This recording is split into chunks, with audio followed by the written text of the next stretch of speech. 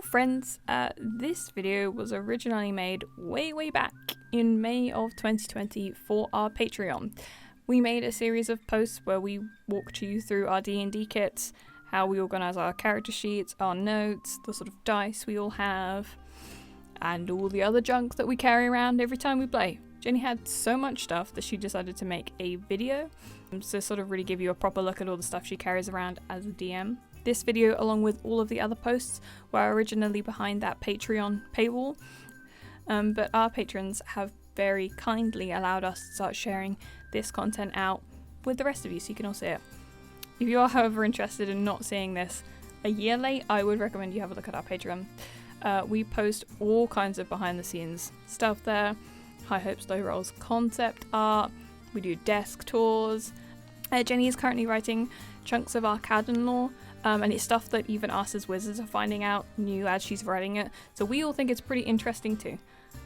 We also have a physical rewards tier in which we ship little postcard sized prints out to you every month. But if you don't mind waiting, possibly a million years, then most of this content will eventually end up out for you to see as well. So as always, a massive thank you to our patrons for supporting us as long as you have and allowing us to share this video and all of the other posts out with everyone else. And a thank you to everyone else that's watching here. Your support is just as helpful. I will now shut up and pass you over to Past Jenny. Hi everyone, this is the last post to show you our D&D kits, and this is mine. I'm Jenny, I'm the Dungeon Master, and so I'm making this video because as a Dungeon Master, I got a lot of junk. So, where should we start? Magic cards, magic item cards, very new to my kit, but still very handy, much like the spell cards. It's just got the magic items from the DMG on it, so I give them out to players as and when is necessary. Very handy to have, very heavy. Let's see, my dice bag will come back to you. I have a lot of notes, as I imagine every Dungeon Master does.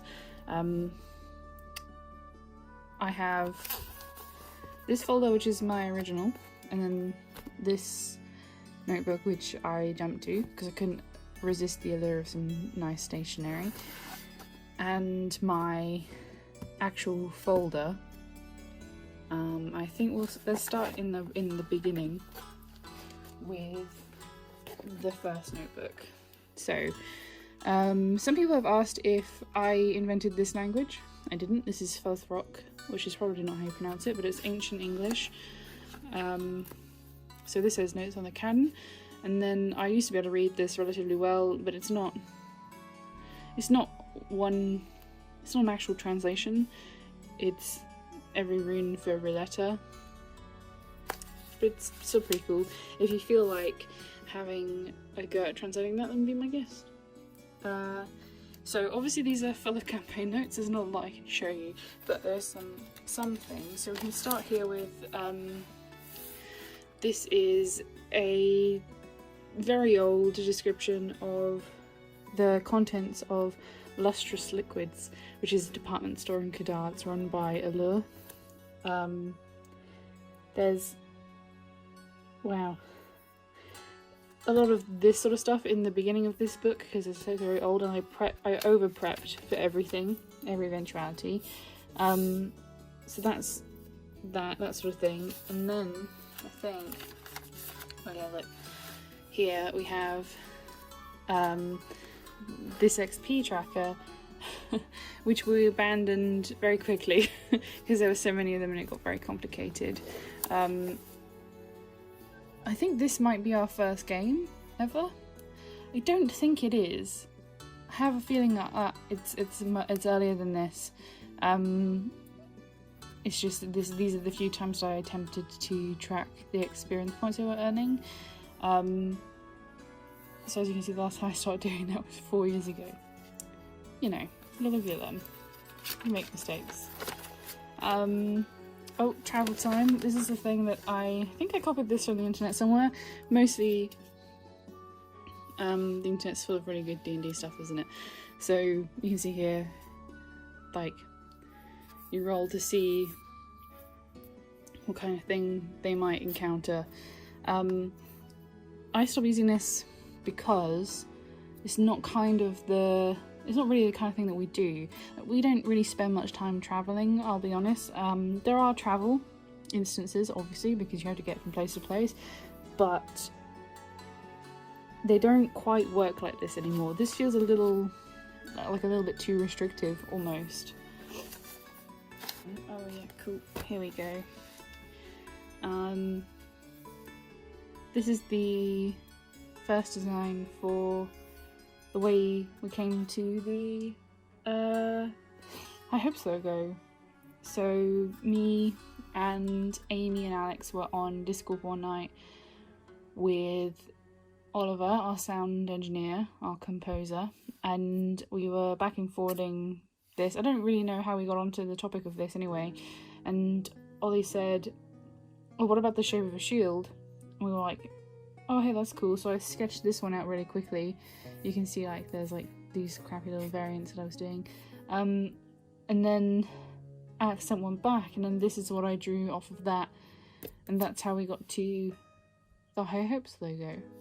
Pretty neat. Here is a list of random people names. I don't know if I've ever used these, but they're there. And then the last thing I wanted to show you in this book was this, which was I think it's supposed to be a boat. Like, I needed a map urgently for some combat or something, so this is very much my sort of DM style. Grab a piece of paper, just draw whatever, you know. And then there's this bit of cardboard here, which is like the back of a sketchbook, which I keep in here to keep this book rigid. Look, Vox Machina. It also says William Miles is the worst. Don't really know why. Yes. So that's my first notebook. Now, if you're anything like me, you are a fan of stationery, you'll know that the allure of a notebook is sometimes too much to resist. So that's what happened here. These stickers are available on our Redbubble, by the way. Shameless plug. Try not to do this. Don't do as I do as I say. Because now I have to take both notebooks with me everywhere for the reference across both of them. Very annoying. But this one has seen a bit more work. I think this one, for example, has a couple of one-shot characters in it that I have played. This is Light of Rabare. We played one game of Storm King's Thunder that Matt DM'd. Sorry, that was my knuckle cracking there if you've heard that. Oh man. So these, I don't know, you won't be able to read that, which is kind of why I chose that page, but you can see the damage done by these very lovely biros. My mum gave me a set of they're like Papermate, I think. I still have them because when they ran out, I brought like maybe 2 more packs of them. I really do love them, but they have suffered rather badly in this notebook, so you can't really see what's going on here.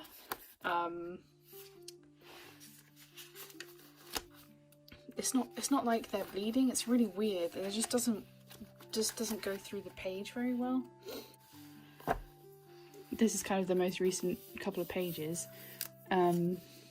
So we have been running one-shots to try out all of the different online meeting platforms like Zoom and obviously Discord and Google Hangouts, those kind of things, to see which platform we prefer for playing Dungeons and Dragons over.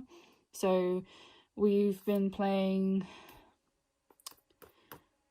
some of the one-shots that Wizards have been putting up for quarantine. So this is our Frozen Sick notes, because primarily what you need paper for as a Dungeon Master, I found, is initiative. So you can see here, I did try to remember everybody's names. We've got a lot of new characters for me to remember. And then this, it was Amy's birthday, so this is the tabs for happy birthday on the mandolin. And the back of this one is all the bits of paper and crap that I can't bring myself to throw away.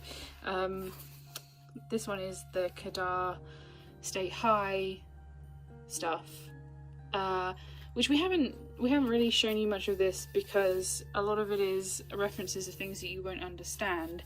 So, like, Hollow's Bay is the town marina, which I feel like is fairly evident for those of you who've seen chapter 1. But then, like, Silverland Mall, the Silver Homelands is the area of Viridia that it's the space that the dwarves own, right? The Silver Homeland is the dwarven nation. It's their land. Yeah, it's like what you call the space within their borders. And so, like, these are all references to places that you don't know. Allura's Diner is Lustrous Liquids. I just changed the letter. So once we're a couple more episodes in, we'll start sharing more stuff with you with this, because it's fun, it's goofy. On the subject of high school, this is the timetable that I made vaguely, so I would have know what we were going to do. Roughly one session is one day. So we're on Wednesday, I think. Or we did Wednesday? Don't remember. And this is the school itself. This is based really roughly on my experience in English secondary school and what we culturally know as a nation about American high school, which is to say, from TV and dramas. So obviously it's bad, it's not fair representation at all, and its nationality is fake. Like, we get tea from the little cafe kitchen thing in the auditorium, but also we're playing football, which might be football or it might be football. Who knows? We have yet to decide. This is the henchy bad boy that is my folder. Loads of notes in here. So thanks to Jazz for giving me this folder. I got loads of people's old character sheets and character sheets for one shots. For some reason I have Gwing at level 5. What a little baby. Don't know why I have that. Here is my version, my sort of note version of the map. Amy made this version of them. She digitized a version of the map that I had made for her final major project at university, and then this is a printout of that I have written on. Mostly notes. You can see we used to spell Kavir the Irish way, and it took me so long to learn that I have since then been unable to stop spelling it that way. That's for really from when I was working out the notes. And there's map. This is the map section of this folder. Some of my other, like, combat maps, that kind of thing. Oh, look here. That's the this is a photo. It's a printout of a photo of the original version of the map. This is the very first map that I did. I did it with Poundland watercolours on just a bit of printer paper. So you can see here in this picture that it's tearing. Matt has since stuck this down onto a bit of card to keep it safe. And then this is the island of Knothole, which I have cut out because I think I was using it to scale the other maps. I don't really remember. Some maps drawn by my players for places that their characters are from. More maps. Notes on sort of random NPCs. Stat blocks. So I know my memory's really bad. So I know at some point they've apparently fought some cultists. Don't remember what or why. Oh look, there it is. There's Knothole. In the back of some letters that people have sent. Oh look, Jazz drew this for me for my birthday when we were at uni. This is used to be very accurate to what we look like. It was a stunning portrait, frankly, because we all looked spot on like this. It's been a very long time since my hair has been brown, but dang, Liam used to never take this hat off, ever. It's so cute. Thank you, Jazz. I love it. More stuff. This is a font block that I've never used. An iron. So see, the character sheets aren't all together. An iron is my Erathian cleric, and then we get into some more maps. So clearly, I don't have any organisation really. And then this is the block of Polly Pockets for next time. So now let's have a look. What have we got in here? Nomad. Another character sheet.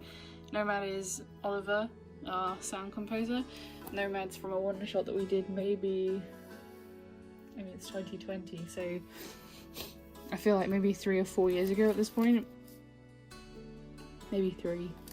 And then Tele Arania is my Paladin of Lolth from the one-shot we did, I mean, an obscenely long time ago. Like, when we played them and we made these characters level 8, we were like, whoa, they're so powerful, oh my god, so many spells. It's funny to think that when I realised we had passed these characters, because high hopes are level 11 mostly in the main game, we were like blown away, because at the time this felt so much power, all of these spells. I think, yeah, look here, I've fucked up the spell sheet. I had to stick in another bit of paper and trace the pattern, stick it back in. Oh, Katie and Liam gave me some tea-stained paper. I haven't used it yet, because I don't want to waste it. As is the prop makers, the curse of the prop making horde. I will eventually. I'm sorry, guys. What's this? Oh, this is Gustav Howell. He's my 3.5, maybe 4 version D&D character. He was a pre-roll for me for... This is the first D&D that I ever played, personally, in a campaign with some of Oliver's friends. Well, they're my friends too. Yeah, this is the world that he's from, but that's not our stuff, so I won't spoil their campaign for you. And then this is my secret weapon, is squared paper.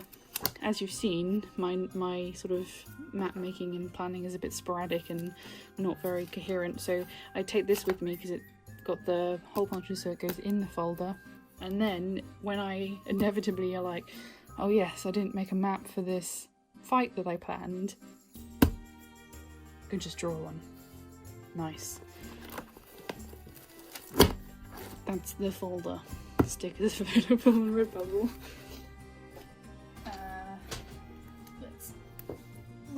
These are so heavy.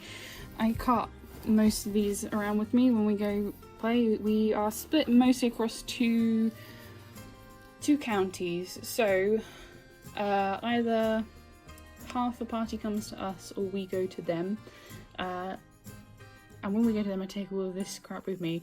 So Mordenkainen's, Volos, Xanthars are, you know, they're the spice, right? It's nice to have those. And then the salt and pepper is PHB, Moss Manual, DMG. Useful to have as many of these around the table as you can.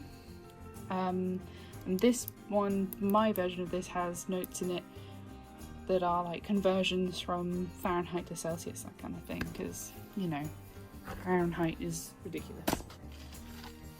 My dice. My dice bag was given to me by Oliver. This is the Thieves Guild Lego, and this is the loot symbol. He is a man after my own heart. Understands. I'm the kind of RPG player that I can't leave the room. I can't leave the room if there is a knocked chest, okay? Gotta get in there. Gotta have all of that loot. So here we go. Here's all of my dice. I have 2 sets of quartz dice. these lovely strawberry quartz, and these lovely rose quartz. These two sets were given to me by my boyfriend and my mother at the same time for the same birthday, but completely independently. They didn't know that they were doing that, so thank you very much. They're very lovely. I love them very much. I don't know if you can see though, I need to store them better because they're so hard. They chip each other. The best example of that is this D4. Can you see? Yes, I need to store them better. I also don't roll these very often around the table because they're natural, so they're very unbalanced. I don't think they roll very favourably for me, but I love them so much. It's just the perfect thing to hoard, right? It's like an actual hoard. This is my first set of dice, and it's the dice that you see in the chapter 0. This is the D20 at the end of chapter 0. These are the dice that I use the most often. These were also given to me by some friends. Thank you if you're watching. I use these all the time. This is the one that my players fear. These I brought myself in at MCM, which we all missed this year, mostly because of the art, obviously. Love these. I think they're great. They're so beautiful and slightly like weird. I don't have anything else quite like this. These are brand new, but I love them all the same. And then what have we got in here? Mostly garbage. These little tiny D6 my mother sent to me in the post. She just stuck them in an envelope and sent them to me. Thought I might need them, and when they arrived I thought probably not going to use those. Look at them, they're so small. Most useful dice that I have. Honestly, just get yourself a set of D6 if you're a wizard or a DM or whatever. Very useful. Love them. Thank you, Mum.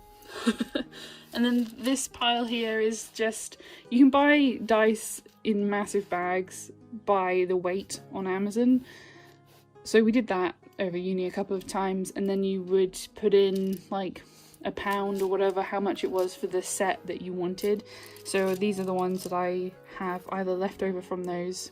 I don't think I would ever choose these myself, but they're pretty neat. Red is my colour, my aesthetic. If you hadn't guessed from the red notebook, the red folder, or the red dice. So that's all my dice. So we've never used, this is one of the bags that those massive stacks of dice come in. I hate them. They're like fake plasticky velour, and so they pick up all kinds of crap. It's really dusty. We have never used minis, ever. We've always used tokens, and these days we just use D4s. We're very lazy. So this little dude is one of the last ones of his kind, I think. The majority of us are prop makers by trade, and when we were studying, we were doing model making, and when you're making models, you often only need things to cast things that weigh a couple of grams, and when you're mixing 2-part resin, as this is made of fast cast, it's very difficult to get, you know, exactly, say for example 5 grams out of two 1 kilogram bottles. So Liam had this waste mold where you would mix say 10 grams and then fill as many of your actual molds as you could, and then you would scrape the rest out into these little dudes. So this one is fast cast and firelight, which is iron powder, I think, to make it this grey colour. And I don't know what happened to the majority of them. I think we actually just super glued them to things in the university because we were such good students. But they've been pretty useful because they're like the perfect height. And also they've got little grumpy bad guy faces. And then Liam also gave me, man, Liam's the best. I miss Liam. If you're watching this, Liam, I miss you. These, which I think are supposed to be for paper tokens, that you stick them in there. These have also been very useful. Thank you, Liam. And then really what we relied on the most was cardboard. Overwhelmingly so. So Jazz made a bunch of these. They're so stinking cute. I love these little groups of guards so much. Look at them. This is Nagar. Let's see, they got a little bit ripped because there was a time where we were playing on a whiteboard, so they all had blue tack on the back of them, and then they've like stuck to each other and ripped, which is a shame. But that's Nagar, except somebody's drawn eyeliner on him. So Jazz made a bunch of these tokens, and random NPCs that I would use for things, but more often than not we would just turn up and we would make the circles and carry the blank circles around, and then I would draw on them when I needed to. So like that's a bat, and then because it's closer to the frame it's a giant bat, right? You can't get as much in. Giant bat. That's kind of, I drew those at the beginning of the session, so that's the kind of thing that we were up to. Guards, like this ginger kid. There are some in here that really do make Amy and Jazz laugh, like this dude. Yeah. Then Amy drew counters, these lovely actual, as opposed to my sort of shitty like random mage dude. Amy made these counters, which you've seen already in her D&D kit. For some reason I have Rook here. We stopped using them because they're kind of big. Like it's kind of hard to draw the maps around for counters this size, so we kind of stopped using them. And this is ripped for the same reason, the blue tack. It's a shame. It's lovely. I also have the map that the Rook that Jazz made. This is more accurate to what the mask looks like, but this is very much the mood. I love them both so much. But this is from a period in the game where Rook never took his mask off. They didn't know what his face looked like. They didn't know that he was called Rook Lunera. He used his fake name, Valdezar. That's why they both have masks on. It's a long time ago. But yeah, there you go. That's my fucking level of art there. So that's that. That's a little bit. And then the very last thing that I have is some terrain that I made. I don't know whether there's like a connecting piece here. I don't know what has happened. Oh, it's on the table. There's a little bit of ice, a chunk of ice, and then like a little ice spike there. There's quite a lot of this, so I just picked out some to show you. We haven't been to, so this was made for the big template, the big things, right? Like that. And then you could go up here if you wanted to.